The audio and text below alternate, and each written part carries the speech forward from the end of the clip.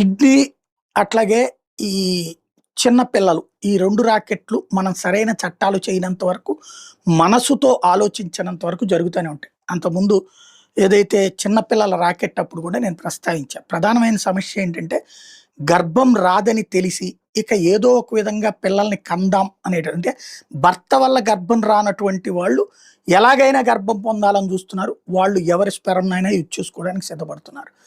గర్భం తనకే రాదని తెలిస్తే దత్తత తీసుకోవాలని కోరుకుంటున్నారు. మన దగ్గర దత్తత చట్టాలును క్లమ్జీగా ఉన్నాయి. అట్లాగే ఈ గర్భానికి సంబంధించిన అంశంలో కూడా సరే బాగా రిస్ట్రిక్టెడ్ వెర్షన్ ఉంది. అందుకనే ఈ ఎవరో ఒకళ్ళ పిల్లల్ని కొనుక్కోవడాలు లాంటివి జరుగుతున్నాయి. లేదంటే ఈ ఐవీఎఫ్ కేంద్రాల ద్వారా వాళ్ళ ద్వారా పట్టుకుంటున్నారు. అక్కడ అది నేరమని మనం చట్ట ప్రకారం చెప్తున్నాం. కానీ ఆ బిడ్డల్ని తీసుకెళ్తున్న తల్లులు సంతోషంతో ఉన్నారు.